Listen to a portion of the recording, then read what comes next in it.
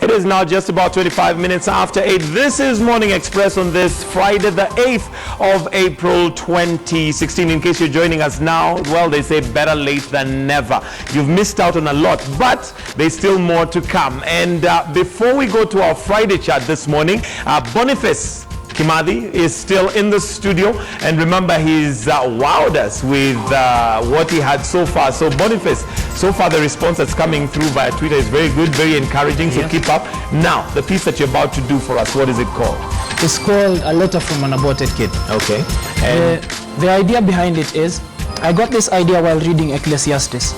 So while I was reading Ecclesiastes... Just move a little bit this way, that, for the sake of the camera, right there. Okay. So when I was reading Ecclesiastes, I got to a point where Solomon was saying that somebody who has lived his life and has accomplished so much but has no one to leave that to, it is better an unborn kid than that person who has so much but will not get a decent burial. Nobody to inherit it. Yes, and he will not get a decent burial. He will just be left out there to be eaten by the birds. Oh my God. So I got an idea, and I thought of a child who is being brought into this world.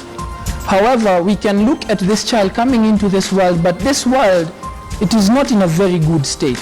This child might be scared to come into this world because the things that go on around us, some things actually don't even make sense. In fact, let me just stop you right there, because you know what? I'm sure the spoken word is going to do that for us. It's going to tell us exactly what it is. So this is Boniface Kimathi with the spoken word. Enjoy. Father gave me life and sent me into this incubation sanctuary he called a womb inside this creature he created called woman. He told me not to worry because I would be safe there. It was warm, dark, and comfortable. And although it was pitch black, I somehow knew I was safe. I was excited about this place called Earth, where they did this thing called living. In fact, I was so excited that it mattered less to me that my welcome gift into this earth would be a smack on my little behind. And then suddenly, I see this light. Could it be? Is this it? Is this the day I get to meet Earth? I was excited. My little heart was beating out of my chest. I can honestly say that I was dying to live. And then I see this object come towards me, and although it seems sharp, I know I'm safe. Then I feel this gruesome pain rush through my tiny body. It soon overwhelms me, and I give in and die. Now, looking at things from where I am, I'd like to say, thanks, Mom. Thanks to you. I never met this world full of greed and vanity that is run by the paper currency. Thanks to you. I never met this cruel world that could turn my sanctuary into a mortuary. Thanks to you. I never felt the animosity in these animal cities, these concrete forests you call cities, these man-eat-man societies, these holy wars for peace and the ISIS.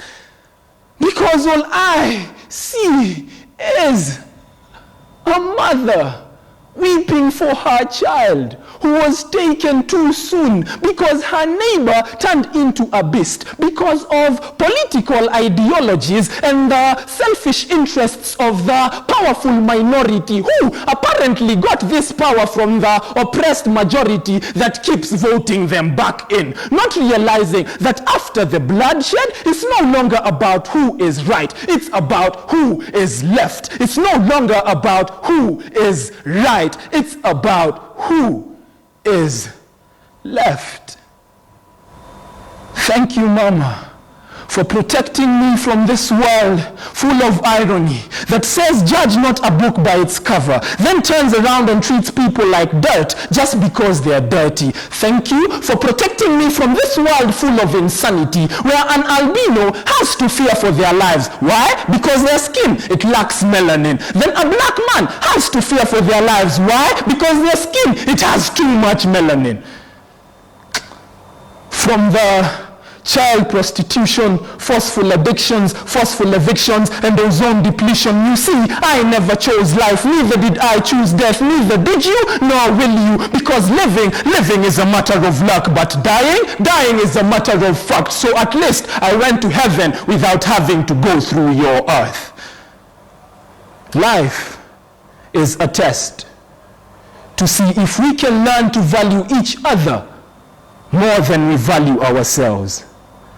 Life is a test to see if we can value each other more than we value ourselves.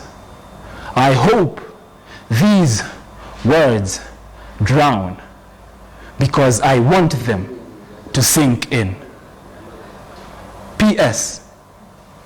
All is forgiven. Thank you. Wow, that is none other than Boniface Kimathi with a spoken word. And thank you, Boniface. I will not let you go fully. I think you'll still give us one more. So I'll let you off for now so that we get into Friday chat. But thank you so much. You certainly have a talent. And as much as you are studying law, I think you should just explore and keep, your radar on this particular spoken word. So